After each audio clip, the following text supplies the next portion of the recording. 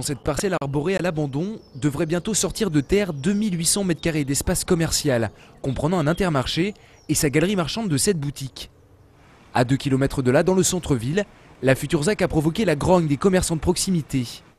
Eux s'inquiètent de l'arrivée des boutiques de la galerie marchande, une concurrence qui pourrait bien faire baisser leur chiffre d'affaires. C'est pas que l'on veut garder notre pré, mais on veut garder surtout et dynamiser le centre-ville. Remettre encore d'autres commerces à l'extérieur, c'est pas plus dynamisé.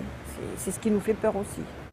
Du côté des habitants, l'implantation serait plébiscitée selon une association de consommateurs. Le président de l'UDAF 95 a mené l'enquête auprès d'une trentaine d'habitants du quartier. Malgré la présence d'une dizaine de supermarchés dans un périmètre de 3 km, l'avis serait favorable.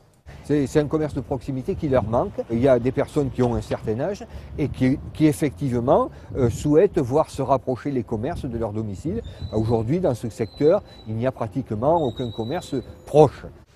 À la vue de la bagarre menée par les commerçants de proximité, plusieurs élus de droite sont montés au créneau contre le projet du maire socialiste d'Aubonne. Ils demandent l'annulation pure et simple du projet. Nous, à Saint-Prix, on a aussi une grande surface, à Centre-Leclerc. Depuis des années, il nous demande de pouvoir multiplier sa surface par 2.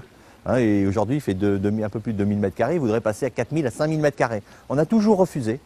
On a toujours refusé, nous, qu'il augmente ses surfaces de vente pour justement préserver l'équilibre entre le petit commerce. L'affaire du supermarché d'Aubonne prend alors une tournure politique. La mairie explique avoir dialogué avec les commerçants et ne voit pas dans ce projet la mort des petits commerces. Il y aura de l'activité en plus de l'alimentaire, 500 m² d'espace culturel. Ça n'existe pas du tout, ni dans le centre-ville d'Aubonne, ni dans le centre-ville de Soisy.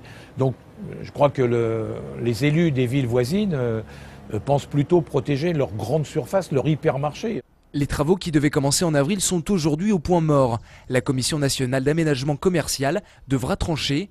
Au total, 7 recours lui ont été déposés.